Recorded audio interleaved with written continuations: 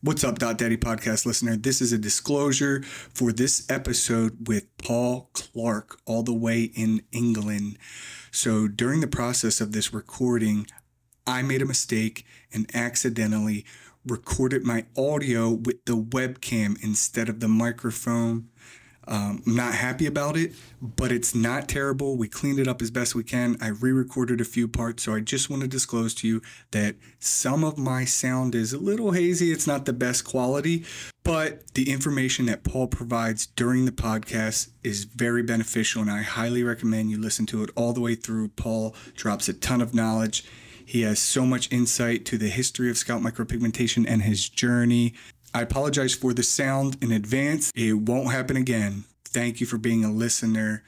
Hey, what's up, everyone? Today is April 19th, 2024, and this is the Daddy podcast. And today I am here with Triple OG, one of the founding fathers of scalp micropigmentation, Mr. Paul Clark.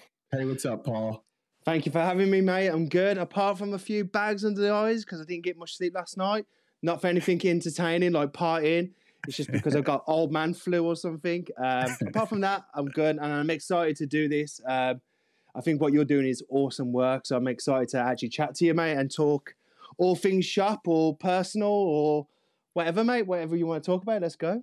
Yeah. So, Paul, you were one of the first people in SMP, right? In the industry, kind of started it. That's right, yes. The kind of brief history, well, I say brief, you might have to cut me off. But when I got into it, from my understanding, that what we perceive as SMP today isn't what I saw back then. It was a complete different technique. It was very much like almost just cluster filling, just loads of clusters, hitting, no regards to other impressions. It was just basically fill as much as you can with little time as possible and dark as possible. So even if I could put everybody in the time machine and look back at what it used to look like, you'd go, that's not SMP. That's not SMP. That is abysmal. And we probably wouldn't have, none of us will have an actual profession right now in the industry. And actually back then it was called MHT, which was micro hair technique. It was called MHT, and micro hair technique. Yeah, okay. And everybody was just like, "Oh, well, when does it grow?" And then we knew that we had a problem here because everybody just thought that this tattoo could grow. So we was just like, "Okay, we might have to figure it out." But the story goes, the lore goes that I came. It all depends how far you want to go back, Joey. Well, first, let's start off. That was great. Let's start. So, where did you grow up, Paul? Who is Paul Clark? Where did you grow up? Because you sound like you're from London. Everybody thinks I'm from London, mate, from America. I'm from Birmingham, which is, the second capital of London, the second biggest city, whatever. So I'm from Birmingham. I'm born and raised here. I used to live in a bit of a dodgy area growing up, a place called King's Standing. And now reside in a little bit of the posher area, a bit of well-to-do area called Sutton Coldfield. So, yeah, nothing exotic about me, guys. I'm just purebred Brummie. Did you, so you lived in England your whole life. You went through K to 12th grade. What did you do after high school? Well, to go back a little bit, to kind of maybe look deeper who I am, like my educational upbringing was terrible, to be honest. Like it was my educational life, apart from when I got to art college and I found out who I really was and what I was passionate about, that's when I felt like that's where I was meant to be from this whole time. And a lot of people, this isn't exclusive and not many people know this about me, is that I'm actually dyslexic. Okay. So, I can read, I can write, I can do basic math, but just things when I come to like spelling or, things like that, like they can just go out of my head sometimes. So what used to happen to me in my school kind of upbringing is that I was shoved at the back of the class, and where everybody was writing about stuff, I had to draw it. That was the only way I can articulate what I was learning through drawing. So while everybody was writing, I was drawing comic strips about you know, the Great Fire of London and all this sort of stuff. And that's when my parents started noticing that I've got a talent for drawing and stuff like that. And I had to be shoved at the back of the class because everybody was like, oh, why is Paul drawing? And we have to write and stuff like that. And I was just shipped off to different schools who didn't know how to deal with dyslexia at all. Whilst all my mates have an amazing education, I was just kind of put in this school with like juvenile kids, troubled kids, you know, kids with like autism and stuff like that. And I was just like going, I don't know why I'm here because I can't spell a little bit. I'm shoved in here, like kind of thing. But like the only thing I ever paid attention to was art. And that's where I found solitude. And that's how, you know, that's why I think SMP is such a big deal to me, because I found something what can support my family and myself through art. And art has always been precious to me. So yeah, that's a little bit about my educational, and then like I said, like I went all through crap school, got to college, thrived in art college. You know, got rewarded first place in my the gallery, the college gallery, of what I did. What did you go to school in your art school? What school did you go to, and what was, I guess, your major, or how did that work? So yeah, it's probably a little bit different in the UK compared to like America and stuff like that. So I went to a few places, a few different schools. I just kept on getting kicked out of senior schools. I went to Great Bar, I went to Streatley, and I ended up in this one called Queensbury. Dude, it's so long, I can't even remember now. Queensbury, I was going to say. And that was like for juvenile kids and stuff like that, kids who didn't pay attention, who just want to fight the teachers and shit. Like, so I was like juvie, I suppose you would call it, like maybe like that kind of school kind of thing. So I was there, which wasn't pleasant. And you didn't major in anything. It was just kind of like just staying here till you're 16 and then see what happens. And then eventually, my school pushed me for my art because they saw me, how talented I was. And then I got that art. And then unfortunately, the art college was rigged because you got to learn about, you know, Shakespeare, and you had to have an English, like an English kind of grade to move on to the next course. And it was just like my whole education system has been screwed because I thrive in art. I got all the best places in art and awards for my art in art college, but I couldn't progress to the next year because I failed in English and literature. Yeah. So it was just like, you know, school for me and my educational upbringing is like, I don't really have a lot of positive to say about it because I just feel completely failed by it. But you were able to find your passion through going through this process of going to all these different schools, being around kids you didn't really want to be around. Yeah. And just being like, look, I don't want to be here. So you found the art school. And so you were you doing painting? Were you doing the clay? Were you doing the drawing? Everything, because I used to keep myself to myself in the school, and there'd be some times where I just didn't want to socialize or talk to anybody. So I'd go to my art tutor and I'd go, can I just stay in here?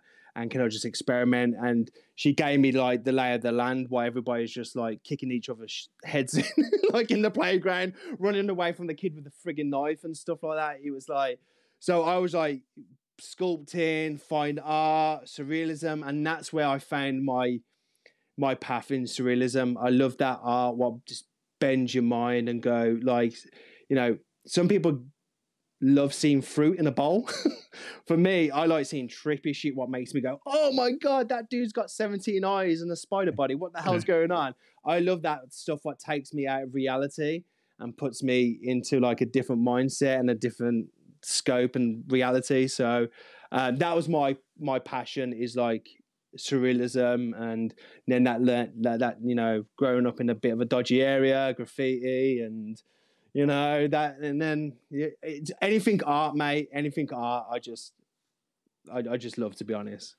I love that you used the fruit in a bowl example, because I took some art classes too, and I guess every class they put the fruit in the bowl and they want you to draw it or paint it. I don't know why, but I know what you mean. It's like, I don't want to draw this fucking apple and banana.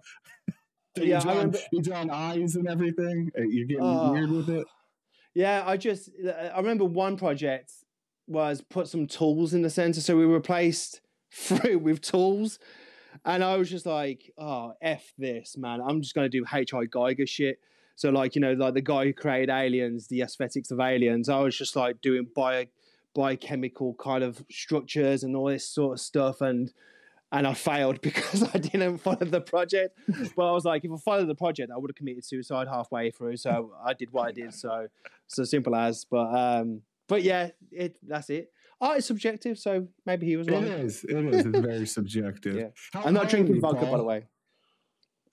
You're not drinking vodka, or you are drinking vodka? No, I'm not drinking vodka. I get very dry mouth on podcasts, so that's fine, man. How old am I? That's a bit personal. I'm 40 this year. 40, okay. Happy birthday. 40 this year, man. Like, it's insane. Like, that sentence sounds weird to me. I'll be 37. I'll be 37 this year. So we grew up very similar time period. No social media in school, which I'm happy for, very grateful for. Thank God. Be honest. Yeah. Thank God. No one needs that amount of pressure in their life. Right.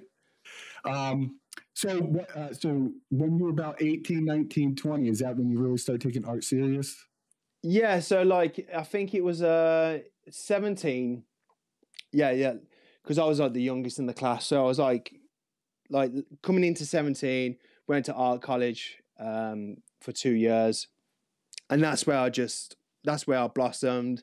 That's where I found metal music, rock music, and I just found myself and I found my people, and you know, I found musicians and stuff like that. So yeah, again, I excelled in surrealism. The piece what I won in a best of show kind of thing was naturally my interpretation of a yin and yang. And a quick story was, and it's a bit blasphemy, but you know, this is who I am. I do loads of weird shit. So it was like a crucifix, like it was a blacked out background with a red crucifix, and inside it was dark imagery. So the yin and yang, so a little bit of good in bad, and a bit of bad in good, or whatever, vice versa. And I was told to take it down because it's too controversial, blah, blah, blah. So the next day, the assessors were coming around to say who's won the best in the gallery. Well, everybody went home. I waited behind in the toilets, came out, put my stuff back on the wall. The next day, I came in a little bit late and I found that I had the gold ribbon on my piece. My tutor went absolute ape shit. I'm not too sure if I can swear on the podcast, but you can.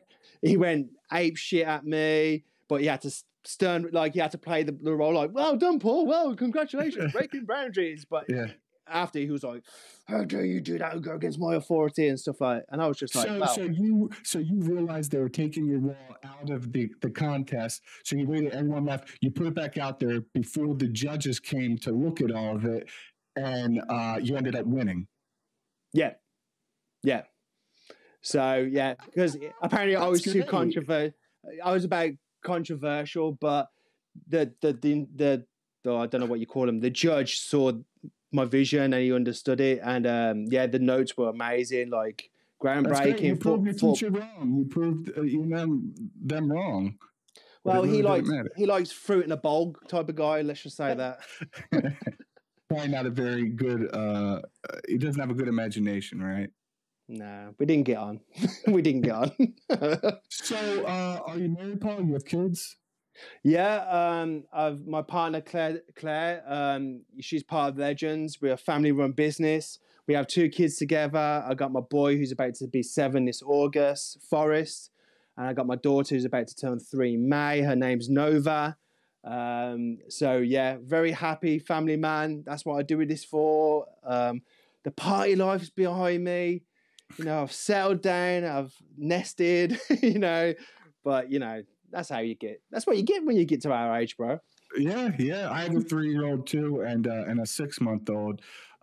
So I know how it is. And I think it's good as you get older. Basically, you get more responsibilities. If you're still going out drinking, partying when you have kids and neglecting your responsibilities, that's not usually a good thing, right? Yeah. Especially if I don't miss it at all. So how did you get your wife involved? So I I'm not very good at emails. I'm terrible. I'd be like, "What's up, bro? How you doing?" Yeah. Yeah, and Claire's very professional, very organized, and she's an art freak like me as well. Like, you know, when I used to work for other companies and I show my work, she'll be like, "Oh yeah, I like how you done that scar, and I like how you put that nodule on the scar to look like a deeper cut."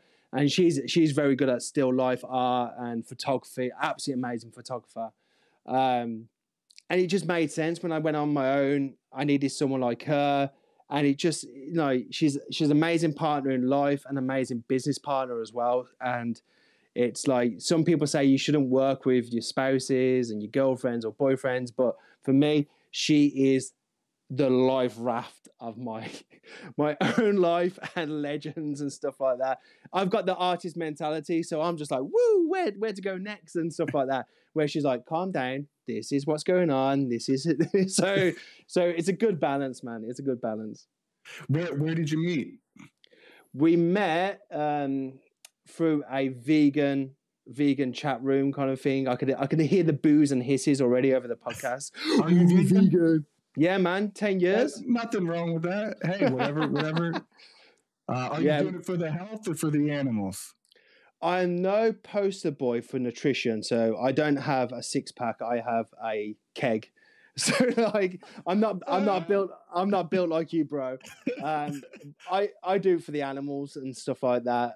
That's the best reason. That's the best reason. I do it for the animals. And, you know, if you spoke to me 10 years ago when I was the first vegan, I'd be like shouting down his podcast right now. I'm being the angry vegan, but now I'm a little bit longer in the tooth now. I'm a bit chilled. I just keep myself to myself. You do what you want to do. I do what I want to do. That's the best way to go about it, man. It's just like, look, this is my choice. I don't want to eat animals for, you know, whatever reason. You do your thing. I'm going to do my thing. I think that's the best mentality. And actually having that mentality, what was mad is like in my friendship at the time, I probably had about 12 close mates. About 4 or 5 of those became vegan because I just kept my opinions to myself. And then they come to me and go, okay, tell me about this veganism thing, just by one-on-one. And they're like, oh shit, I totally get what you're saying. I don't like seeing animals being beheaded. So they were like, pass me the carrot. So, you know. Is there a lot of vegan places in England? Yeah, it's getting really good. If you go to London, you're spoiled for choice. Birmingham, it's better, but it's getting well more better over here. How far is where you live from London? I've been to London, but I didn't go too far off. On a train, I think it's about an hour and a half away. Okay. So you can get there pretty quick, to be honest. Okay. So your kids, are they in school? Do they go? How's that work? So my daughter's just started nursery. She's had a very, let's just say, entertaining day today. we need to do some homework with her. And my son's just in like junior school and stuff like that. Like so the preschool? You know, yeah, preschool, yeah. So he's in his junior school. Is it real expensive over there like it is here in the US? Not really. Like, it's not much you have to afford. Oh. Well, luckily, Claire can do both. She can look after Nova most of the time. Nova goes into 2 days of nursery. So childcare is expensive, but we managed to... You do like part-time, 2 days a week? Yeah. We get 15 free hours. So we're not forking out anything, to be honest. How'd you get that? How'd you get 15 free hours? It's just part of the government thing. Really? So yeah. I think you have to, I'm not too sure, but like maybe we don't, and we just somehow just got it. But yeah, we've just been told that I think you're eligible for 15. Claire knows more. I can get her on the podcast. No, that's fine. It's just here in the US, it's a whole big thing. I mean, it's very expensive. I mean, if you want to go to a nice one, you're definitely going to spend at least $1,000 a month for your kid. Whoa. And, $1,000 to $1,600 a month in childcare. They're not worth that much, right? Surely, nah. Wow. You know, some of these places, at least here in the U.S., you don't want to send them to a shitty one, right? There's, I've been there. To be good, right? I've been there. Real quick side note: they had a here in Delaware a couple years ago. the people working at the daycare were getting 2-year-olds and 3-year-olds fighting. They had a little baby fight club and they got in trouble. What? Yeah, they're like fighting them, betting on it and everything. It got shut down. But I mean, it's like, you don't want to send your kid to one of those. I didn't even know that was even a possibility. Yeah. Isn't that wild? Only in America. That is great. So I just a little background. I found SMP through Dan Urenberg, who passed away. I'm sure you know who Dan is. Yeah. Dan passed away, R.I.P. Dan. But when I first looked into it, it was like 2014, 2015 Scalp Aesthetics. Yeah. And then eventually he switched to Scalp Allure. So I trained with Dan, got my SMP from Dan initially, training with him. And then about a year later, went and trained with John Giroux, who you were friends with and kind of started with. And so now I've just been with Giroux for the past 5-6 years. So before you did SMP, what kind of work did you do before? What did you do for money? And how did you get into scalp micropigmentation? How did that kind of start from your point of view?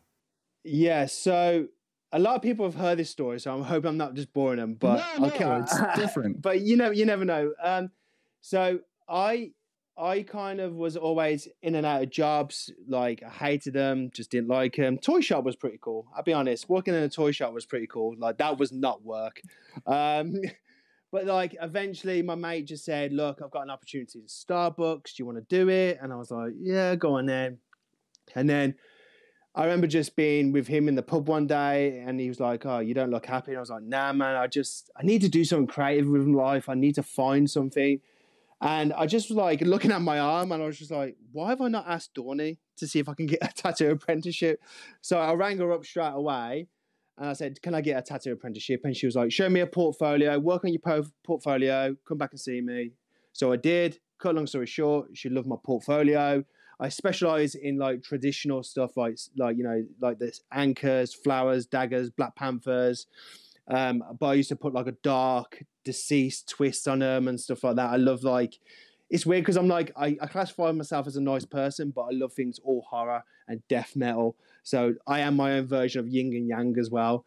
Tattoo apprenticeship did not pay anything. I was, it was a 2-year tattoo apprenticeship. So I was 6 months in juggling Starbucks and that. And then I used to notice a guy who come into Starbucks all the time, quite friendly, used to chat. But as soon as he walked through the door, I'd be like, man, there's something weird about this guy. And the only thing I could focus on is his hairline. His hairline was very low, very straight for a white guy, in my opinion. And I was like, that, and like I studied fine art, I studied realism. So as soon as I looked at him, I was like, why does his hair disconnect with his face? Because from what I know, it molds with your face. So I was just like, that's weird.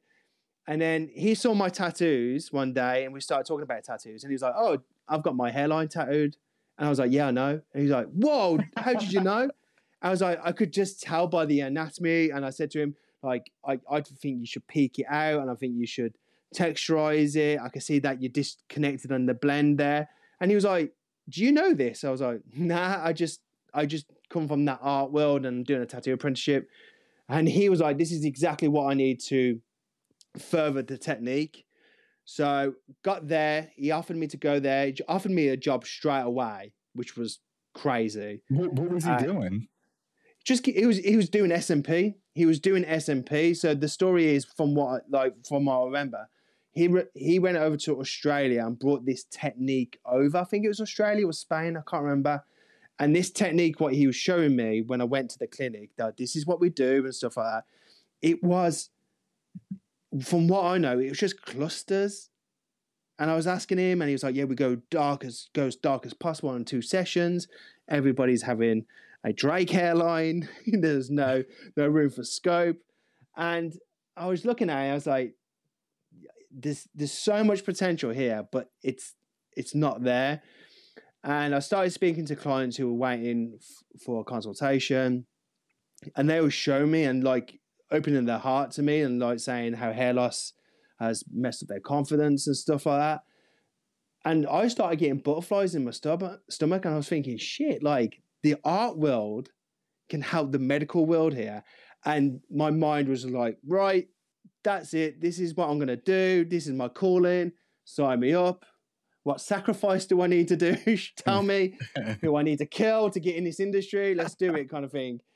And I just said to him, I want to be part of it. I want to help people. It was kind of a bit of an up yours to the teachers at school as well, because I remember my careers advisor said to me, what do you want to do for a living? And I said, I want to be an artist. And they said, you won't make any money in artists. You have to go and think about working in a factory because I've got no qualifications. So up yours, teachers.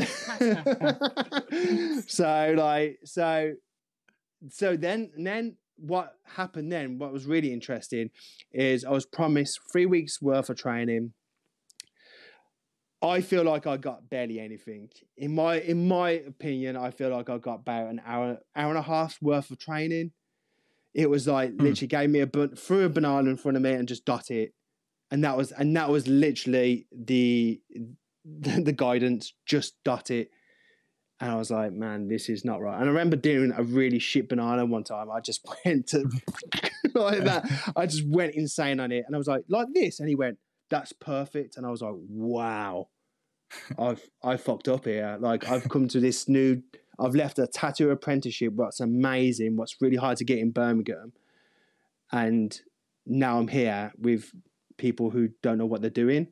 What year is this? This is just like on the cusp of 2009. Okay. So just at the end of 2009. And I rang up my tattoo artist. I said, Donnie, I made a horrible mistake. Can I come back to my tattoo apprenticeship? This shit is weird. Like, take me home. And she just went, okay, why are you coming home? Why do you want to come back? And I was like, these people are not teaching me anything. They don't know. I feel like they don't know anything. And she actually went, do you have an idea how to do this better? And I was like, yeah. And she was like, before you come back, do that first and let me know how you get on. And I was like, hell yeah. And I'm very much like that. If I can see that I can do something to make it better, or I'm very good at dissecting and decision making and coming up with new methods. So I went to the shop, got loads of melons and bananas and all this sort of stuff. And I just started practicing density control, looking at hair follicles, and I'm going, hold on, each hair follicle has a circumference of skin. So why are we doing clusters? Let's take clusters out. Let's focus on every single impression and make it count. And then, cut a long story short, I'm known within the industry that I'm the actual one who come up with the 3-session process. So okay. First, second, and third sessions. Because like I said, before me, it was 2 sessions, oversaturate, over dark, Kanye West hairline. So like, that's when I showed them, like, look, I've got this technique. I think it's going to be groundbreaking. I think it's going to push you forward. And they said, how long it's going to take? And I said, 3 sessions, ideally 10 to 14 days between each session. And they said, no, it needs to be quicker than that. And I was like, no. Trust me. If you refine this art and you make it look like hair, people won't give a shit if it takes 6 weeks, if they're desperate for it. And they said, okay, you got 3 weeks to prove me wrong. Go for it. Fast forward 3 weeks, I show them the results. And then I was made head practitioner, head trainer, and pretty much the only full-time practitioner in the world from that day forward. Wow. And then and that guy went to the forums, told everybody, took a picture, and it went crazy. It went wild on the forums.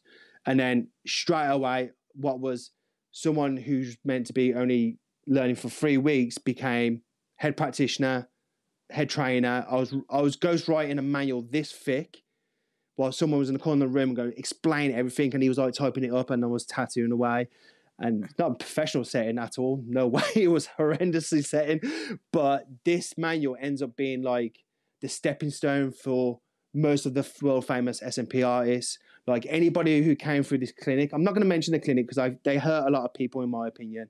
And I don't feel like... If you want to call them out, call them out. I mean, it was early. I mean, it was 2009. I just think like that.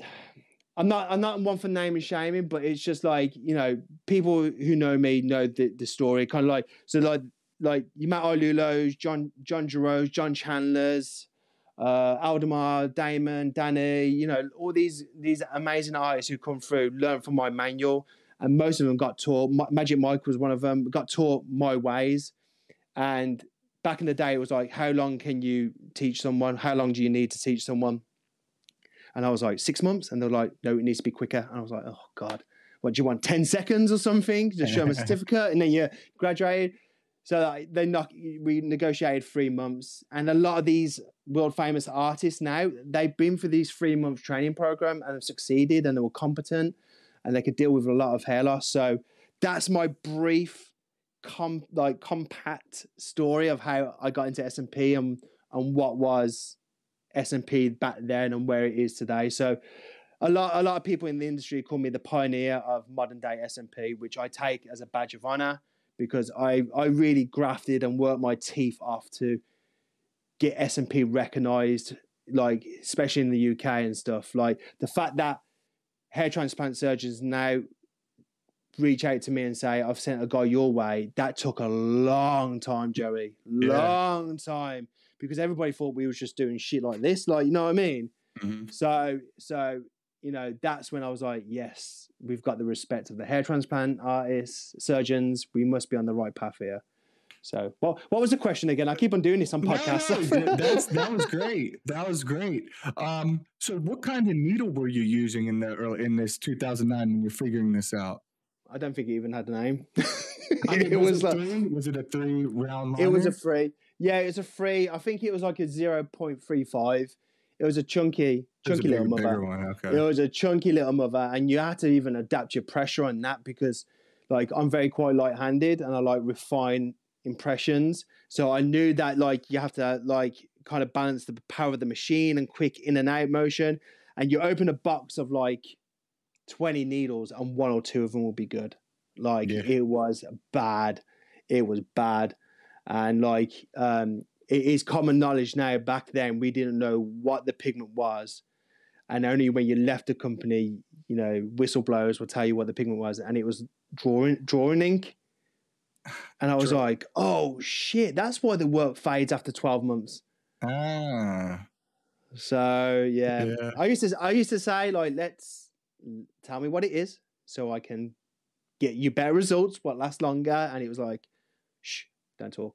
I was like, okay. So these people in Australia or Spain where we first saw it, are they still doing SMP to this day? I don't know, because what they told me was very vague. It was very vague. But what I can tell you, what they brought over and what they showed me on the paperwork and the training manuals, it was not SMP what we were doing, what we're all doing today. It was it was like shading, and there's always been a variation of SMP throughout the years, but not what we're doing to this day. There's been people doing flicks, there's been clusters, there's been shading techniques. So that's why I'm confident. Like, I know what I built for this industry, which was a 3-session process and the dot formation, because no one was doing it. I typed in every single variation on Google to find hair tattoo, and I found the variations, but they weren't what I was doing. Wow. I mean, that's incredible. So you really, I mean, and for everyone listening, 3 sessions is very important. And a lot of people, and I could see why some people in the industry, even today, they want to do the least amount of sessions, try to get the most coverage in those sessions, no matter what the skin tone, and just collect the money. You know, it's the least amount of work for the most amount of money. And I can put a safe bet on guessing that them people who have that mindset are not artists. No, they think it's going to be a quick buck, you know, and that's what it comes down to. But they get weeded out quick. They'll get weeded out quick. I do 4 sessions now. I do 4 sessions now because I like with all my art, I don't like to assume that it's finished. So once I think I've finished a piece, I let it rest for a bit. I don't look back at it, and then I'll come back to it and I go, right, yeah, actually, I'm happy with that now. Seal of approval. I'll post it online, or I'll send it to someone who wants it as a tattoo design. But I do that same method with SMP. I don't just assume that they're done after 3 sessions. You can't do that because you're working on a canvas that can't be predictable. So it's not predictable. So you might as well keep on going the extra mile for your client because they benefit and you benefit from it. It's just a harmony. Picture, it looks better. You know, I agree. I do a lot of 4 sessions too, especially on fair-skinned white guys, red hair, freckles, you know, very pale people. Way lighter than you, you know, way lighter than you. You know how it is. I mean, the fair skin, you have to be super careful. I'm borderline transparent, like so, like, but yeah, but 100%. Like, my saying in this is less is more. Mm-hmm. Less is more. It's the way I design the treatment process. It's like, I know people out there doing 1 sessions, 2 sessions, whatever sessions. Just look at it and then price someone. I don't know what session they're doing, but for me, I know what's safe. I know what the skin can take. For me, I feel like doing 1 session and just assume that color's going to settle and be a perfect match to the stubble and work so close to damaged areas from the get-go. To me, that makes me a little bit nervous and a bit scared. And I feel, me personally, that's not safe for the client. People can prove me wrong out there, and that's their opinion, but this is my opinion. But my methods of 3 sessions, 4 sessions, trial and tested, never failed anybody. It leaves room for interpretation and modifications. It lets the client evolve into the new look without being from bald to boom hair. It just makes sense to me. But I agree. And that while there are, and I know exactly what you're talking about, there are people who are able to do an incredibly dense first session. It'll look phenomenal. But I know from experience that it's not all going to hold. I've seen it. Yeah. It's not going to hold. And so I do, you know, the more spaced out technique, and I come back and I add more. But what was hard for me in the beginning was just getting the first session to look good enough, you know, to hold them over for like the first week or 2. You know what I mean? It's so spaced out. It's a very unfinished product. Yeah. Yeah.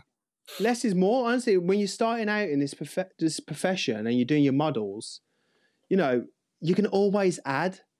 You know, the only thing what would make things a bit complicated for you if the client's putting pressure to get them done by a certain amount of time.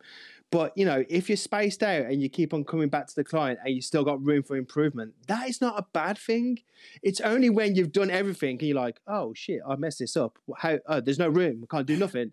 Yeah, there's too much and you can't fix it anymore. Yeah, you're pouring petrol over it and just, you know, praying to God that you'll come out. So, you know, and can I just also mention what's really twisting the knife lately, which I see all the time, is scatter technique. This scatter technique where like the impressions like overlap and the snake off and they crisscross. Like, yeah, again, it's like almost like just getting people layered and then shoot off. But what I feel like with that as well is that you're not future-proofing your client. You're not future-proofing your client. You're not future-proofing your own work. How can you top up a cluster without making it look even more like a cluster? Like, if that's a cluster and all that's faded and this hasn't, and you hit all that, all you're doing then is refining that cluster again, where the single dot impression for me is like, you can't beat it because you top up the impression there and then. You know what you're topping up. With a cluster, do I hit that bit? Do I hit that nodule? Do I hit that bulbous bit? Like, it's just, I don't get it. Tell me, Joe, why are people doing it? I think one of the reasons why they do it is because if someone's flying in or they travel a long distance, right? So, hey, I'm flying to London from the US and I want my shit to look good the first session. Maybe I do 1 session and then I do the second session later in the week before I fly home. In the US, a lot of people will fly somewhere or drive 9 hours or whatever. They just want to give them a good result the first session. But if you want good long-term results, it's better to space it out and just do it the way it's supposed, like the way Paul created. To me, that works the best. All the people who come back, you know, I think look the best that we've spaced it out. Yeah, I've had people from New Zealand stay in the UK for 5 weeks. Wow. Because I said to him, this is the lay of the land. This is how we're going to get the best treatment. This is how we're going to get the best result for you. This is how you're going to naturally evolve. It gives you time to modify. And they've just gone, that makes sense to me. You know, recently I've had someone from Uganda. Like, you know, it's crazy and I love it. And I don't care if you travel 6 seconds or the way to New Zealand. If you come see me, I am grateful that you chose me as your artist. I'm really, really humbled by that. But I feel like maybe that's whereas us as practitioners, that we should be banging the same drum and going, this is art. You don't rush it. You don't rush art. It defeats the purpose of art. You know, if you could rush art, everybody would be an artist. Do you know what I mean? Yeah. So yeah, I just think it's not. I don't think it's the right way. I agree. And so what's your timing now, since you've been doing this? Well, let's go back. So 2009, you get this, you get your guinea pigs. Did you end up working on any of your family members as a guinea pig? No, we was all quite young then, so we all had the emo fringes.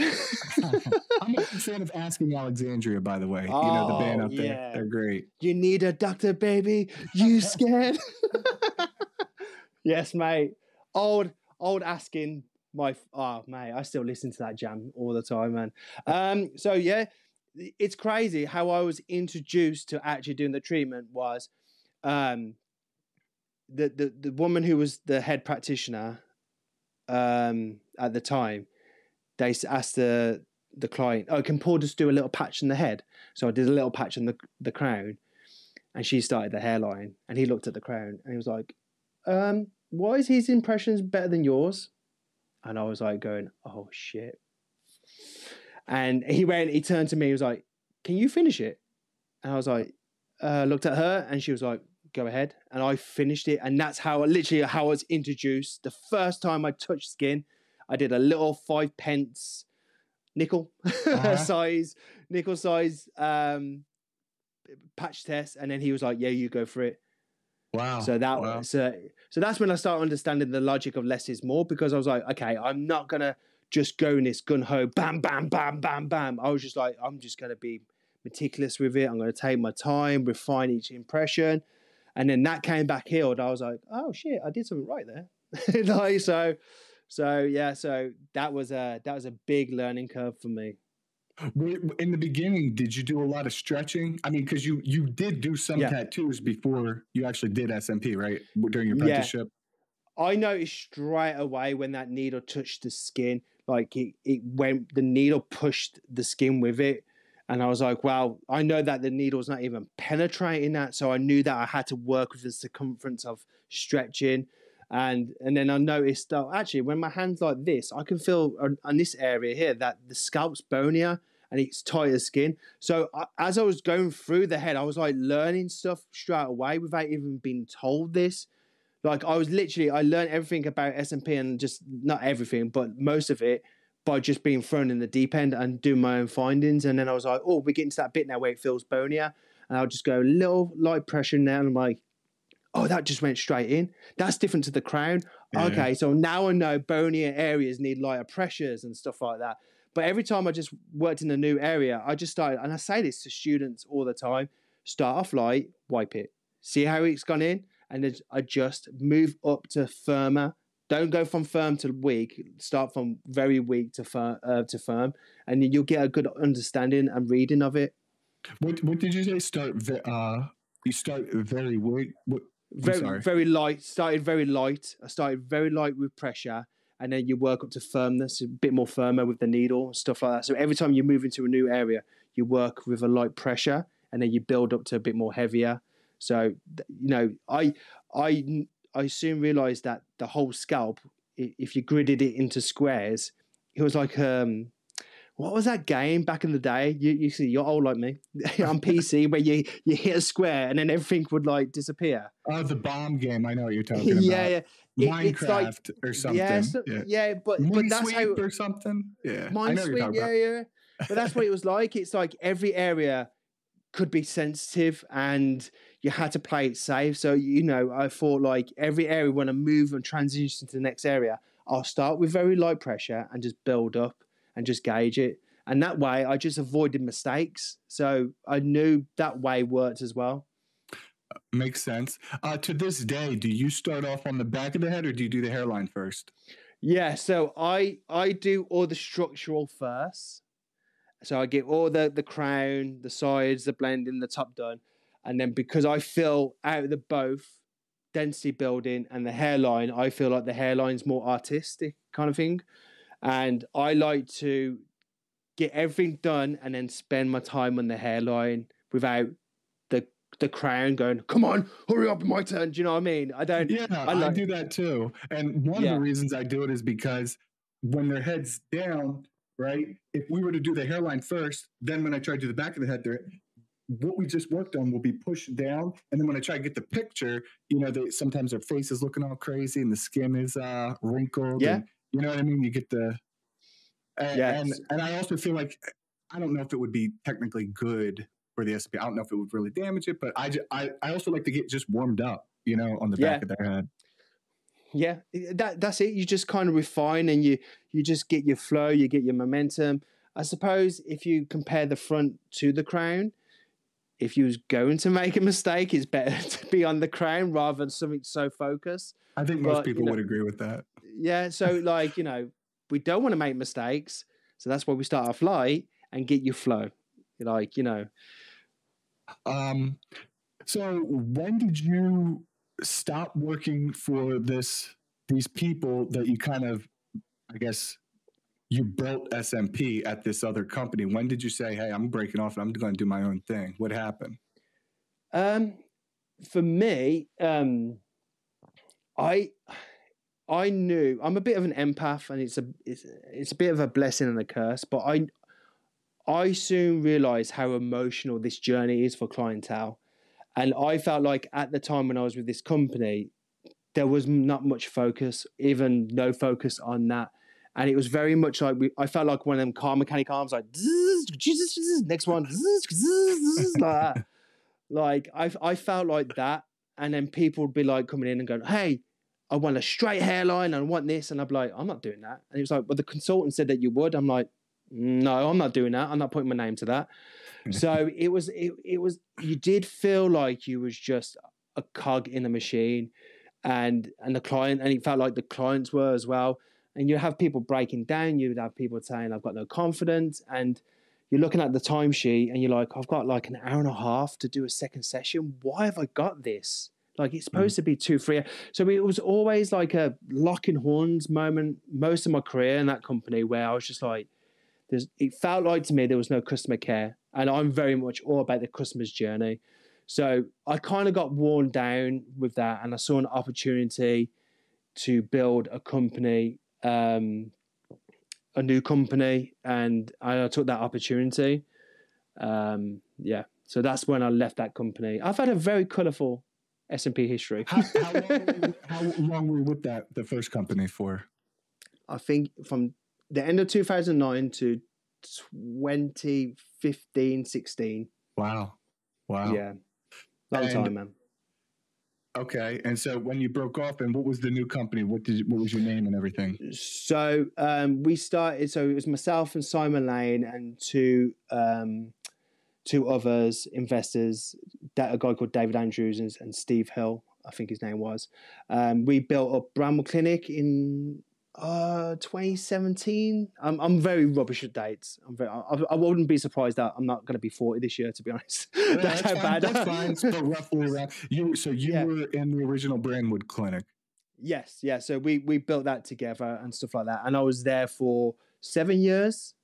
7 years, and for me, I just like, you know, it was good there, but yet again, that's where I first saw you. Was the Brandwood? Yeah. That's where I saw you.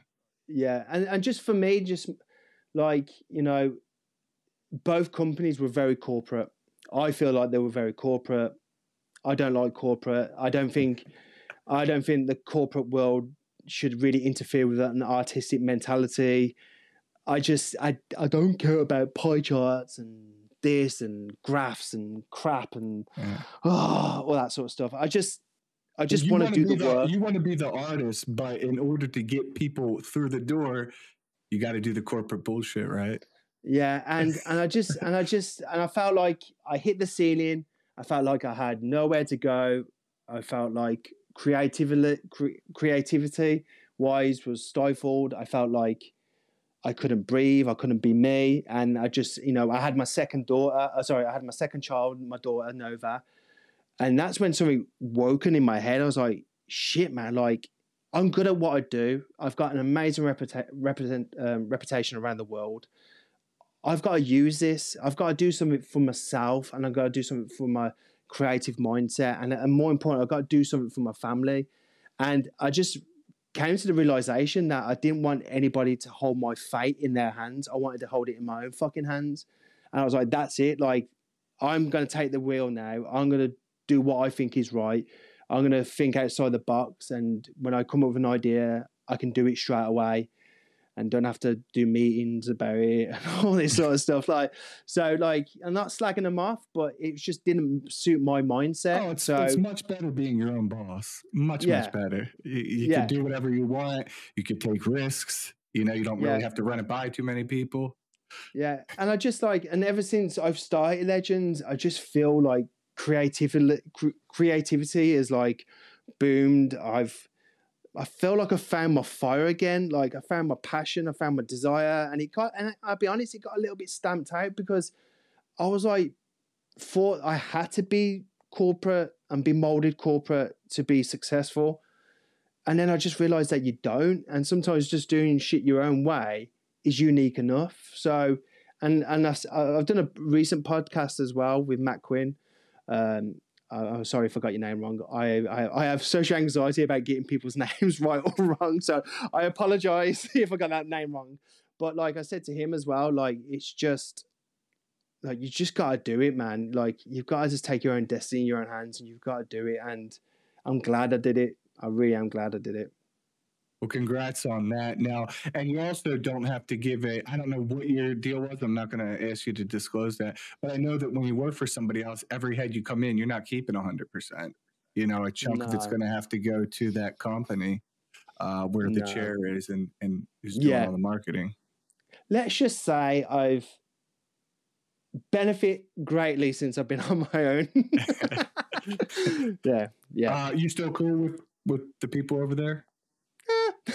Yeah. Bit iffy. I am cool with some people. Like Damon Ashcroft is my guy. Danny Wynn has left them now, so we've always been cool. But the main guys, he unfortunately got a little bit nasty, and I feel like he didn't need to. But it is what it is. That's business. Apparently, this is business. It is. People tell me that you have no friends with business, but I refuse to take that information. But we'll see. We'll see how it goes. Good. I'm glad it's not totally, unsolvable. So you've taken the industry, as the industry's grown and you've seen it grown, how do you feel about that, knowing that you were one of the people, from the beginning and to see where it is today? How does that make you feel? You've essentially helped create hundreds of thousands of entrepreneurs, including myself, because I did work in corporate America, and if you didn't do what you have done, I don't know if I technically would be here right now, in all honesty. I had I'm going to get really passionate about this now. It was amazing. One of my students said they'd done loads of research about artists, and I might have to see if she's still got it. But she sent me this branch, and the trunk was me. And it was amazing. I was like, oh, shit. Maybe I matter in this industry. Do you know what I mean? So, but going back to where it was and how it is now, there was a battle. It was like the beginning of Lord of the Rings when you got the two armies and you're like, oh shit, it's going to go down, guys. Yeah, get your staffs and swords ready. Where's Gandalf? And you're like we had to, for me, I took it on a personal journey and adventure and point to prove to the hair transplant clinics that SMP is up there with hair transplants. It can help people. It can save people.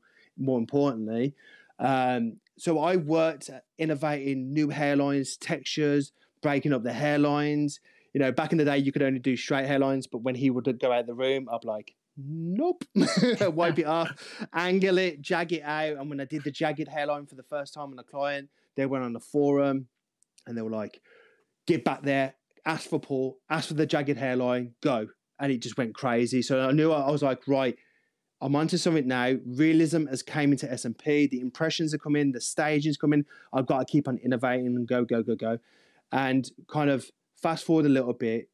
like I said earlier at the beginning of the podcast, hair transplant clinics and surgeons who were world famous started taking note. So we got to a really good place with SMP.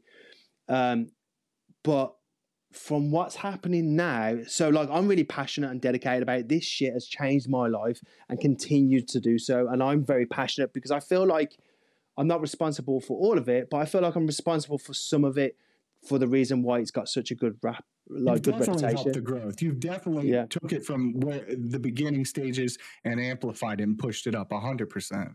Dude, when I go to like meeting of minds, I'm looking around, I was like, God, back in 2009, it was just me in the England and what felt like the world. And now I'm like, Jesus, look how many people are here. Yeah. Like, that have no idea what it was like in the trenches, man. But you know what's really sad, Joey, and I bet you've had this, man, as well. I'm having artists, and I've had one today. I'm not going to mention them because it's not nice, it's not fair, and it's sad. More than anything, it's sad and heartbreaking.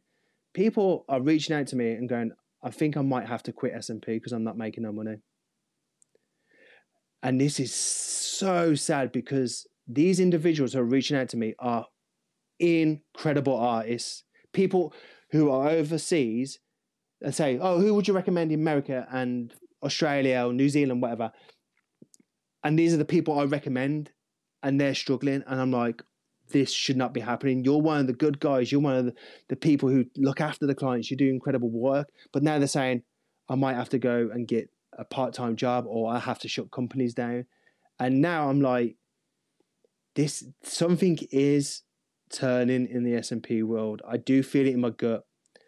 And that's maybe because I've seen loads of positives and I feel like for the first time in a long time, and I don't know if that's because I'm owning my own business and I'm a bit more in tune, I've got my ear to the ground, but there's definitely something different. And I think you probably agree with me, right? Do you agree with me? Not to put you on the spot. Paul, if I was a new artist coming in right now, it is very difficult. Not only because hundreds of people are being trained every week and every month, but I've noticed that my numbers personally have gone down since 2001. I started making money end of 2018, 2019, did a whole full year making money. And then next year made more, hit 2021, made a lot, then a slight decrease. And now it's been going down and I don't like it, obviously. And I've only gotten better and my marketing's only gotten better. It's like, what the fuck is going on? I know there's plenty of bald people. It's the economy. And that's what I really think it comes down to. It's people can't afford it. It's, am I going to pay for my car insurance? Am I going to pay my rent? Or am I going to get my hairline back? I think that's really what it comes down to. Do you think I think it's that, and I think that's a big major contributor to it. But I feel like the narrative of the information of SMP has changed. And what I mean by this is an example, and this is an example what comes across my path all the time. I have hundreds of artists reach out to me on a monthly basis asking for help, guidance, and I'm always ready to help people. Sometimes it takes me longer to get to you, and I promise I will get to you, but this is what I'm hearing. So what's happening is people are doing training, doing either 10 seconds, 15 seconds, 2 days, 3 days, whatever it is.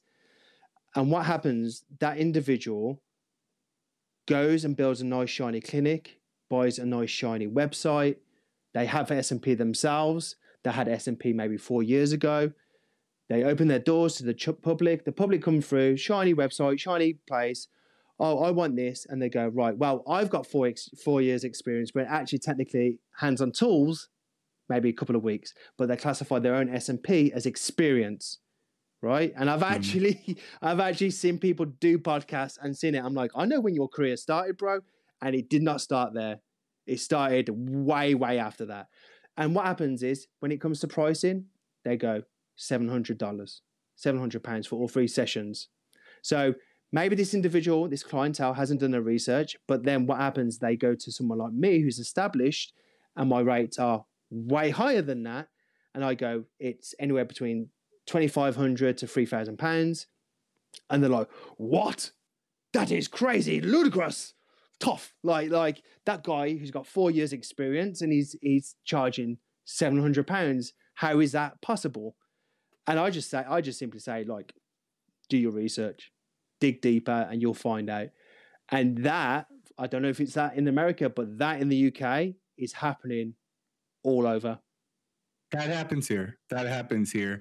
And what I say is, okay, well, go look at their work. Show me their work. Look at their work. I could send you hundreds of pictures. You know what I mean? It's like you could pay for the cheap one. You're going to get cheap result. More expensive, you're going to get the better result, in my opinion. And to me, it's like SMP is an investment. It's not like a cost. This is an investment in my self-confidence. I tell people, I'm not selling hair follicle applications. I'm selling confidence. That's really what the game is. Yeah. But I do feel like the narrative, because what these people are doing are perceiving that they're established artists, they look all shiny and clean, but the information, what's being sold, is not the right information. And honestly, every single, like SMP Rescue back in 2018, 19, SMP Rescue used to be my 4th most requested treatment. Now, it's my 2nd most requested treatment. So when I do consultations now, it's either 50-50, it's going to be someone new who's having SMP or SMP Rescue. And that is crazy. That is ludicrous. And I had a story the other day where a guy had just had his newborn son. He's got terrible SMP. There's like, come on, Dad, let's take a picture. And he had to run to the other side of the room to get a cap, what was dirty and rubbish, to have his first picture with his newborn son. And I was like, he didn't want his head in the picture. He didn't want to show that. That is the opposite, the black void of what we're doing. So this is where I get angry and passionate, because I came in this to help people, and then maybe I'm naive and I thought everybody was going to be on my side to do the same. But the amount of training programs, which they're everywhere, and 3 days, we're getting all these new mixture of characters, and some ethical and some bad, and some people who think they can get 7 figures in 17 seconds. Like, it's just gone crazy, and the floodgates have opened. And now we've got all these characters in here messing around with the narrative of the SMP. And I feel like that is a contributing factor to it as well. That's definitely a factor. I try to tell people, I actually scare people off who hit me up for training, because I'm like, look, I did it the other day. I had a girl call me down in Virginia. She says she wants to learn SMP. I'm like, listen, I can teach you it. I can teach you the basics. I can teach you how to do SMP. But really, the only way you're going to get good is by practicing, getting people to practice on real skin, see how it heals, do it again and again. It doesn't mean you're just instantly going to start making money. It is a process, because I think a lot of people, they see when you're good, you can make a lot of money and you can have a lifestyle like you or I, or people who are doing well, and you can be your own boss. But it takes a lot of work. I think what they do is they underestimate the amount of effort that is going to be required to be a successful SMP artist. And then because of that, they fail. Yeah.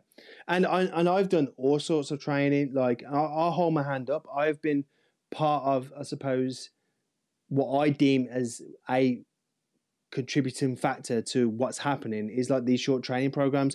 I went from doing 3-month training programs to seeing amazing artists being 95% competent to do the work and to tackle challenges on, to going from 5 days to 4 days to 3 days. And, you know, like anything, you have to do something and then like dissect it and go, do I agree with this? Evolve into it, analyze it. And then that's what happened with me. I was just like, you know what? I don't believe in the 3-day training program. And it's not as black and white, like it does work and it doesn't work, because I've trained people in 5-day training programs who have been incredible artists, but they've got passion and dedication for the ongoing learning. But I feel like people get sold the dream of 7 figures. They come in 6 figures, whatever. They come in and they don't think they need to do ongoing education. They've learned it for 2 days and that's it. And they don't need anything. And then they got a bit of investment and they build this persona. And then that's what's happening. And people are reaching out to me saying, I can't charge $2,500 or pounds anymore because someone around the corner from me who's semi-okay, but they're charging £800 a session and I'm losing clientele everywhere. So it's like, you know, I think there's loads of contribute. And like I said on the other podcast, I don't want to be doom and gloom, but I do think we're all going through the storm. We are literally about like you see in them old pirate films where the boat comes up to the cloud and you burst through the cloud. I genuinely think we've burst through the first storm cloud, and now maybe nature will weed out these unethical people. I don't know, but I think everybody needs to strap up and hang on tight, because I think we're gonna go through some rough patches. Yeah. Unfortunately, you're not wrong, Paul. You're not wrong. And it does suck to see somebody who's a good artist and they're not able to make enough money because somebody else is lowballing them. But to me, it's like, you just got to market more. You got the potential is out there. There's plenty of bald people that don't want to be bald. Yeah, It's just getting your work in front of them. That is the hardest part. And then having financing options. I mean, we offer I don't know what you got, but we got PayPal and PayPal credit and Cherry. I think if we had more options for people to finance with smaller payments, that would definitely help. Are you guys able to use financing options over there? Yeah. I'm actually going I've never had to really rely on finance options and stuff like that. I don't get many requests from it, and it's strange because I hear it quite frequently. But it's never been an issue. But I've actually started looking into it because I've had in the last couple of weeks probably about 3 people ask for it. So I've like, actually, it's not going to hurt getting it, really, is it? So I'm just going to look into that. But yeah, and I think as an artist, I think you need to really step up the game. You need to shine. You can't just hit that level and then you're competent and you think, right, there's no need to progress, because you're going to get lost in the shuffle. Like I'm not being funny, and this is not a dig to anybody. How many SMP companies called Scalp something? Oh my God! Like seriously, how you're just going to get lost in the shuffle? You type in scalp on Instagram. You're gonna get mad out your little top. Right? Yeah. And then you'll get everybody else. Yeah. So it's like things like that. Think about something what stands out, what's rememberable, because it's like, is it scalp tech or scalp technicians or scalp tops or scalp school? What is it again? Like, do you know what I mean? Because we all use the variations of the same wording. So we got to change that to stand out. That's Legends comes from. Hold on, I did that wrong then. Where is it? Legends Legends comes from not me, but people perceive it's about me. I'm not that arrogant.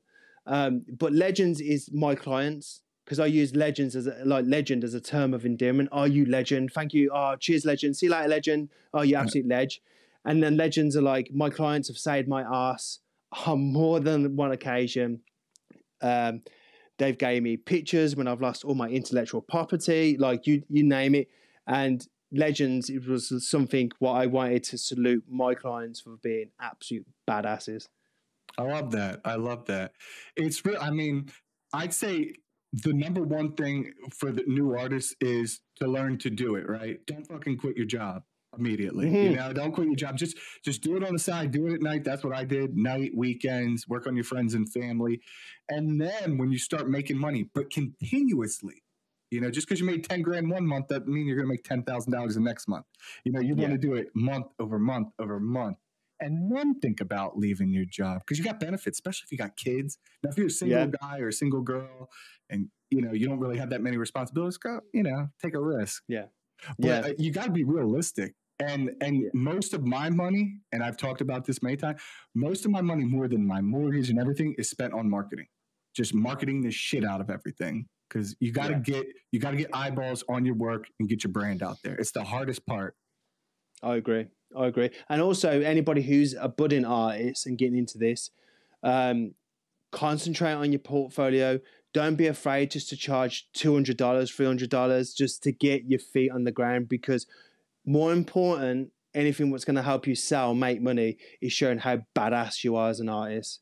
So the more you can demonstrate that consistently and bring a portfolio, unfortunately, we live in a superficial world where Instagram is everything and reality. The more you can look bright and shiny on Instagram and prove that you work and prove that you're competent and consistent, then the more faith your client has in you as well. Agreed. Agreed. Let me ask you something, Paul. How do you feel about the beard SMP? So what I mean about that, it can yours is amazing. So like, what if someone? Because I get asked it a lot, and I've done little spots here and there, but my fear is if I do a full beard for someone, what if they decide to shave their face? I mean, do you think it's going to look patchy? What's your approach? Well, nearly fell. Because such a good question, I nearly fell off my seat. Fun fact, I was the first person in the UK to do FMP, and I was the one who coined it FMP. It was there and then on the moment. Guy coming off the street, he was a dentist, alopecia, wanted his beard. I had a free afternoon. He wanted to go ahead, and I was like, okay, what's going on? And he was like, he wants his beard done. Can you do his beard? And I was like, give me 20 minutes and let me figure this out. And I was just like, what do I do? And then I was just looking back at my still life, and I was like, jawline, get him to turn that way, map it out, do that, map that bit out. And I was like, you know what? This is not as hard as I actually think it is. Approach it like the scalp. So that's exactly what I did. And then I think that was 2012, 13. That was. Wow. And then it's never been super popular, but it's great. And I love it. I really do love it. And yes, obviously, you know, you've got to be really committed, like probably more committed than the scalp because you're working on the face. So you got to make sure that you want to look that Jason Statham look. You want to make sure that you want to look rugged. I know for a fact that if I show this, I've got a rubber face. I look weird as hell. So I'm committed that this is not going anywhere. I don't care if this turns bright pink. I'm rocking it. So you got to be that way inclined that like you've never had it and you really want it. And you know, there's always a fail safe. If you can get lasered off, like thank God for laser. Like, you know, it's helped so many people in the past. But what I find interesting, Mr. Joey, is that now I'm getting the trans community asking for help and asking for that. So when they want to be, I'm so nervous about getting pronouns right. So bear with me. So when someone who's female is converting to being a male or transitioning into a male, like they say everything is where I need it to be, but the only thing I'm missing is the ruggedness. And a lot of people have referred it to as the missing piece of the puzzle. So for me, it's just gone up in value for me because it's something, I don't know.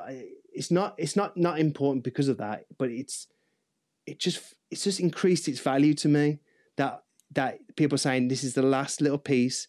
And now that I've got this, I feel like my new identity. So I fucking love that. Yeah. I've worked on a trans person who went from female to male, and when they started taking testosterone, you know, as you're supposed to, their hair actually fell out. So then that's why I ended up doing the SMP. But the testosterone did start growing some facial hair, which is good. And I actually will tell people, like guys, biological men, I'll say, look, maybe before you get SMP on your face, like beard SMP, why don't you try TRT or something, you know, to get real hair to grow. And then if that doesn't work, you know, get SMP. Yeah. And I've done it vice versa as well, where a male is going through the transition to female and they got a Norwood 7 and they feel like, I don't want to wear a wig. I want the Sinead O'Connor look. I want to rock this. So I've actually created a female hairline shape for that client. And they've just gone, oh my God, I am now this person. I am now this woman. And I've seen that unfold in front of my eyes. And it was just another layer of awesomeness in my career. I was like, I didn't think I could get many more, but that was just a big fat wedge of it. And I was just like, this is so great. When you thought that you've helped everybody, something else happens. And I was just like, I'm here for it every single day of the week. Yeah, and that's great. And then if they decide they want to wear a wig, when they pop it off, it still looks, you know, like they have a shaved head.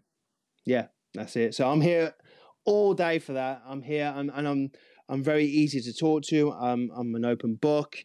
Like everybody feels safe. So anybody's watching this and they're worried about approaching any artist, I'll put my hand up, and you can as well because you have helped people.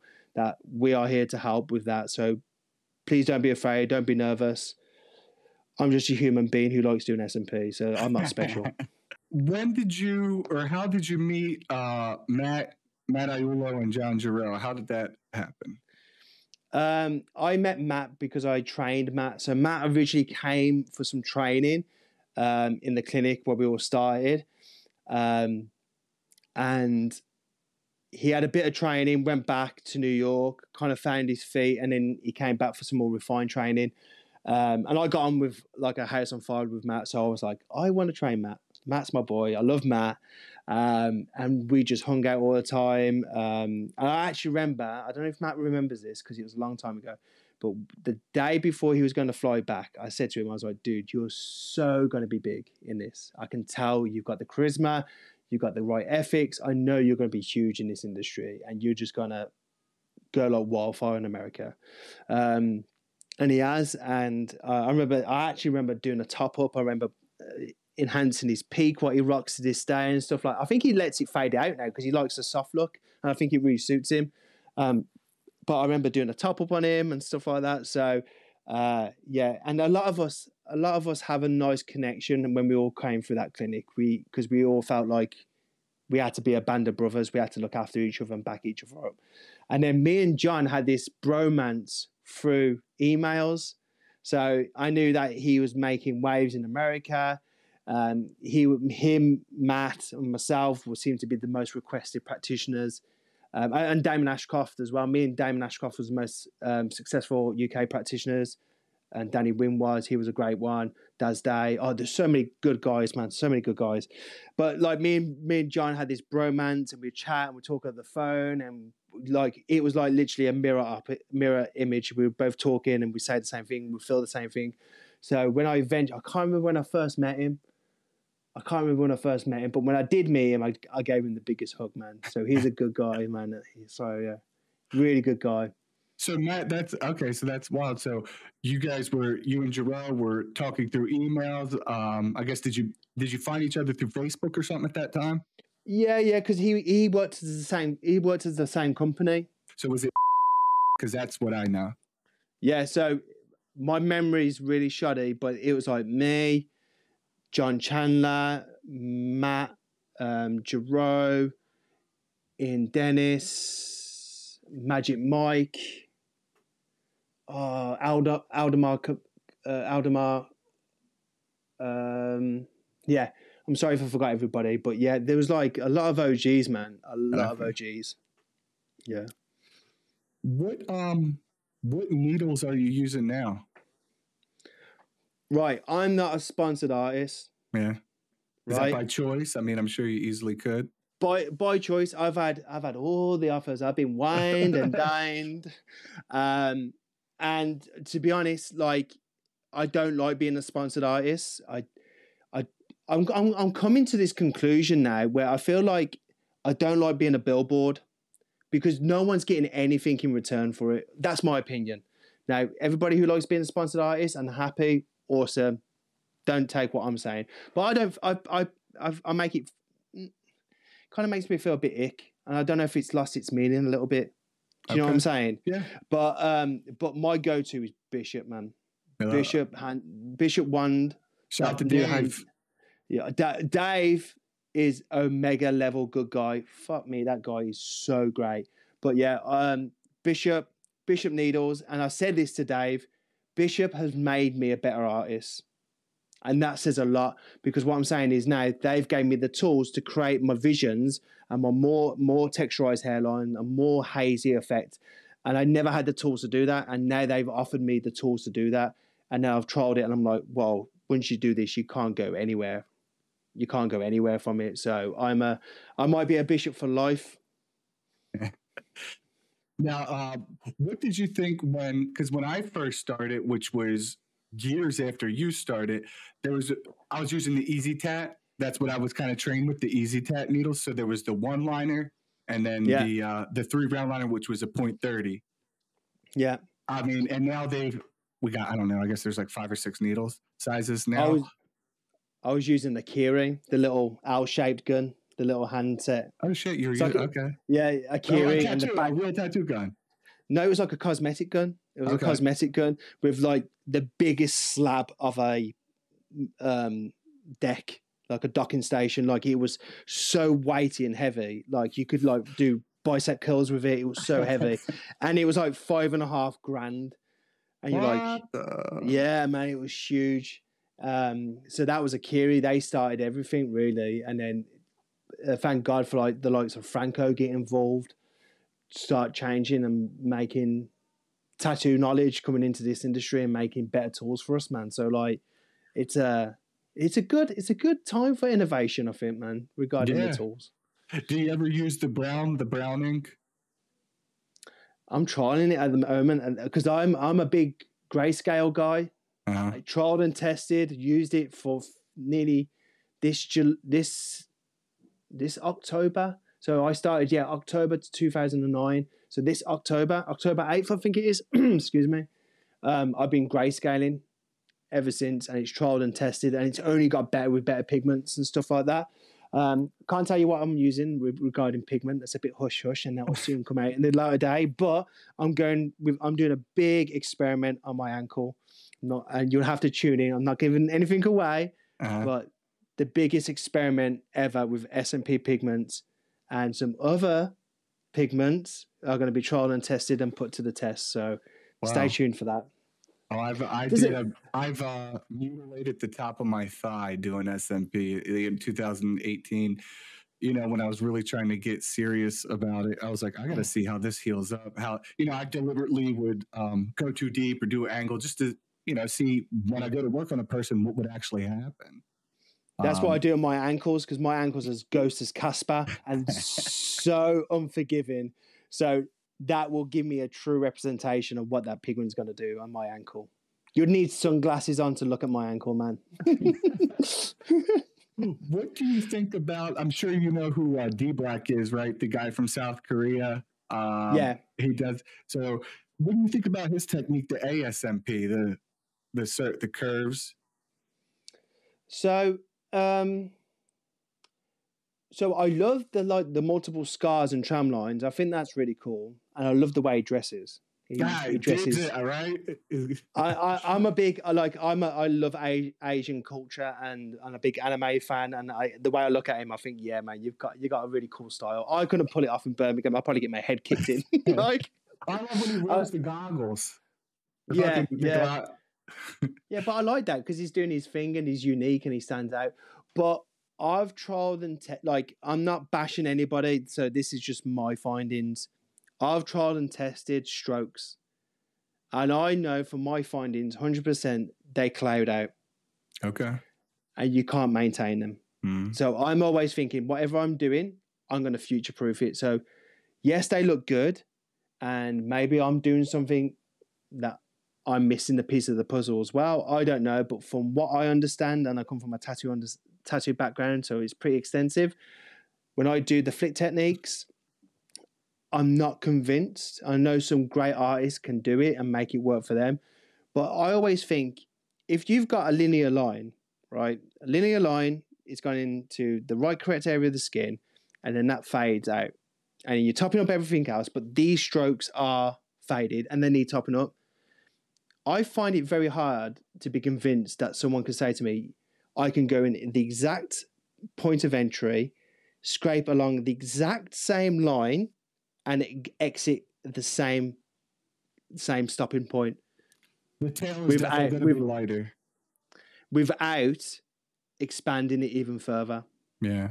Because you've created a channel because of torn skin. If you stop fast, you're going to get a blowout. Yeah, and I've done it on my ankle, and I've done one-liners, I've done flicks, I've done many, and I've barely barely touched my skin, and they've clouded out. So maybe I'm missing density fill too. Yeah. Try it out. That sweet crown start. but look, not bashing it, just my opinion, just my findings. Take it or leave it, but I would be hard to convince that it could be future-proof, and I'm more about future-proofing. So I'm not knocking it, but that's what I think. Let me ask you this: when for best results, would you say You want to go into the epidermis and just touch the dermis, or do you want to go deep into the dermis? Well, it's hard, isn't it? Because like there's different skins require different pressures. I remember I tried everything on one guy, and the last thing what was left to do was drill into his head. And I was like, here goes nothing. And I had to suspend the needle in the skin. Like, as we know, it's a Yeah. like, you know, this, I had to go zzz, Oh, shit. zzz, and I wiped it. I was like, oh my God, how did that do that? So I had his permission, and it held perfectly. And I tried it a bit more, and I gave him 20-minute break. I was like, let's just see how that digests and settle down.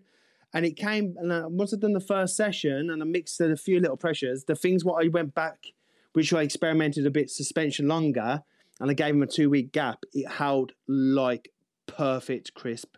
Wow. Perfect. So I do believe the sweet spot is in the second layer of the skin, in and out straight away. As soon as you go in, you're out of the skin straight away. So I generally do believe that's the best step. Makes sense. Makes sense. Yeah. And I mean, you've seen enough where the people come back in and it's like, okay, that worked. That worked. I think one of my Instagram pages, I'm probably one of the only few artists can demonstrate a lengthy amount of time of how SMP can age.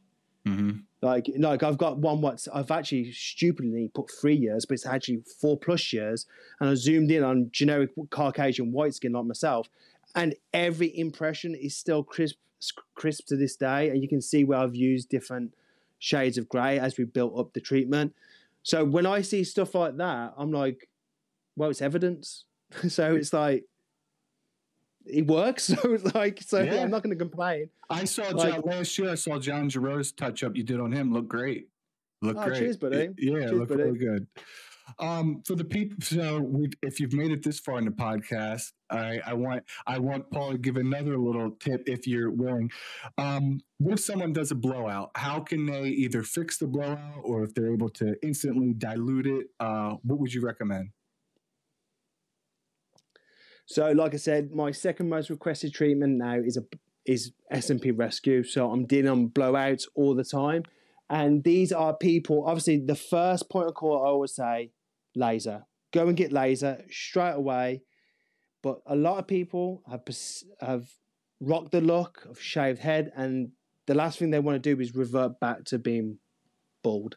So I do have to work with some blowouts, and I tell them that I can and I can't, and I very much manage expectations. So once you create a blowout, there's not much you can do, really. Let's face it, it's there and then. You can't really add anything to there and then. I suppose the only thing you can do is add another blowout, another blowout, until you get something like this. But obviously that's not a good option. So that's not good advice. But I would say, there's things like undo. I don't know how successful that is straight away on a blowout. Sometimes it takes time to see the blowout as well. What looks like a heavy impression, 10 days later, you see the cloud happening. So in my opinion, the best successful thing is if you can capture the blowout sooner, be honest with your client, because sometimes it's not your fault. You might come across that little bit of detrimental skin and you do nice light pressure, and that skin just there is just fragile, and you go woof, straight into it, like you fall into a trap. So, be honest with, it does. No artist is perfect. God damn it. If someone stays makes a blowout, everybody makes a blowout at some point. You can't, sometimes it's your fault, but sometimes it's the skin. You just can't do anything. But what does help is quick reaction time. As soon as you feel that, you might, so when you fall back on the chair, you're like, whoa, you saw it yourself. I've demonstrated it a few times in this podcast. I'm sitting on a little stool. But sometimes you can feel the needle break through, and you can actually have a better reaction time. So just be mindful, excuse me, as you're going through, and you feel that almost that break, like that where you go a little bit too deep. Reaction time helps a lot. That helps me massively. I agree. Recognize it. Do 1 or 2 instead of 10 or 20. Yeah. So what is going on with blowouts? Let me ask you one more thing before we kind of wrap this up, Paul. So is there anything that you would like to see improved or changed in the SMP industry? Like something that's bothering you that you really want to see changed? I have a few things. I would like to see. This is probably like fairy tale. Let's take a trip to fairy tale land. Like, jump on the unicorn over the Rainbow Road. I would love to see 3-day training programs get stamped out. I would love to take a page out of the tattoo industry and make it an apprenticeship level. I think that will benefit the industry. Yes, we would lose money as artists and trainers, but I think the future of SMP, it would only cement it better for us all. I agree, but then, so here's how I see that. And I completely agree with you. The apprenticeship is definitely going to be the better training. But it's not like we work for, like JP Morgan is sponsoring us, right? So it's like, I got to make sales. So if you constantly have the burden of, I have to make sales, I have to make money, I have to pay my bills, it's kind of hard to worry about your apprentice, you know? And, or if you want to be the apprentice, and you're not making money and you're just kind of shadowing. I even like the idea of like a full-on school, like a headquartered school. Who's going to fund it? Who's going to pay? You know what I mean? Who's going to pay for all this shit? I was approached to do something like that, and I was asked to be. I don't know if it was like Dumbledore, but it was like.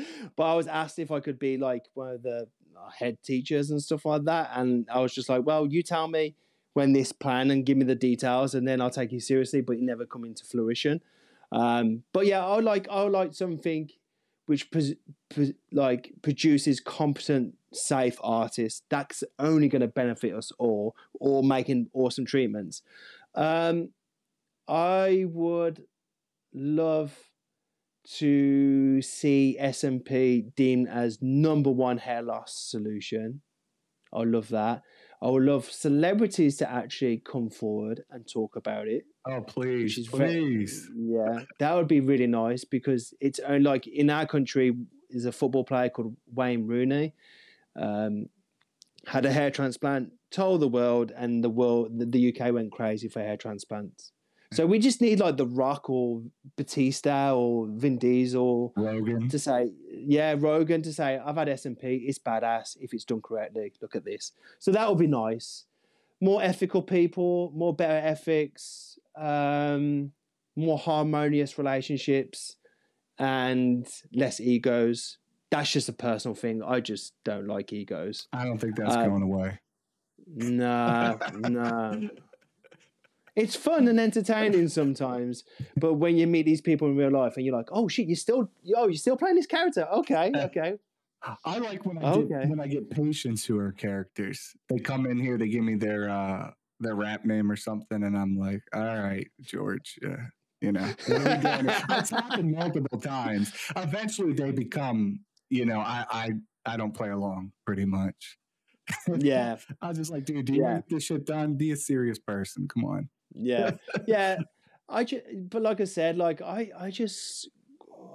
don't even know how to articulate who I am and what my methods are. But the simplest way to put it to you, Mr. Joey, is that I'm just an artist, and for me, I'm only as good as my last art, and that humbles me. And I've always got something to prove, and I'm not as cocksure and cocky to go, "I'm the best in the world," because the canvas we work on can dictate that.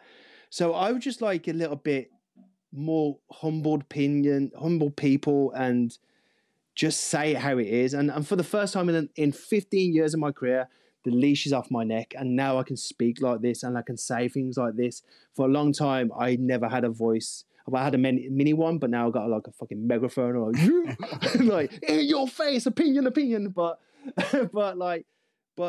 that's how I would like it. But like I said, it's a trip to over the rainbow to fairy world in it, but it'd be nice. I get it. And Paul, you won't say it, but Paul is one of the best artists in the world. I'll say, he's not going to say it, but he is 100% one of the best artists in the world, hands down. Thank you, man. You're welcome. You earned it, and thank you for everything that you've done for the community. You've given me a place. I have the opportunity to leave a corporate job. I worked at JP Morgan Chase. You know, I'm educated. I had a great job, but now I'm my own boss.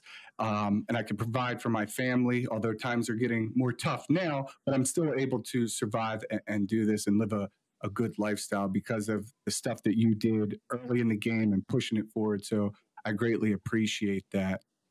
That's so awesome, man. I'm grateful to SMP, and that's the thing. I had a shit education.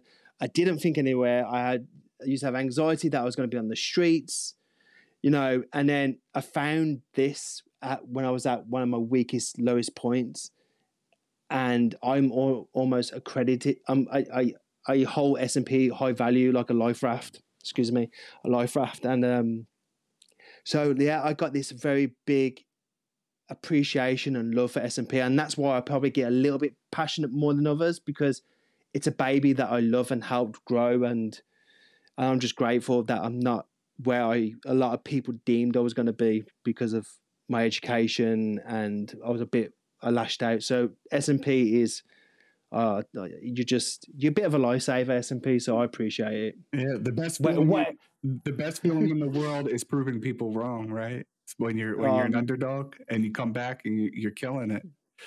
Dude, I had people say to me that I was going to be sentenced by the time I was 16, and I never did anything bad. I had a few fights, and I wasn't a happy kid, you know. But I find solitude in art, and art's carried me this far, and I got a beautiful family, and everything's just led me to here. And I just hope that as we're going through these dark seas, I hope it's only a short storm, and that I can just continue to do this when I'm an old man, and I got biomech arms, and I can do 17 people at the same time, and go back to what I felt like at his hair clinic today. It's like, yeah. But I just want to continue doing this for the love and the passion, and yeah, to provide for my family. So that's great. Thank you, SMP. Thank you, SMP. Thank you, SMP. Paul, what are your social medias and your website? So my Instagram, we got 2 Instagrams. We got Legends Scalp Micropigmentation on Instagram. We have Paul Clark _SMP _innovator. We've got Legends Clinic YouTube page. What else we got? We've got TikTok. So you just type in Paul Clark or Legends Clinic and you'll find us. What else is there now these days? Crikey. I think that's it. Oh, and Facebook. I'm just regular Paul Clark on there, so you can find me on there. But yeah, come and check me out. I'm here to help build confidence up. And you're not a number with Legends. You're generally a person who we want to help and guide you through your hair loss journey and just make you feel better. Daddy.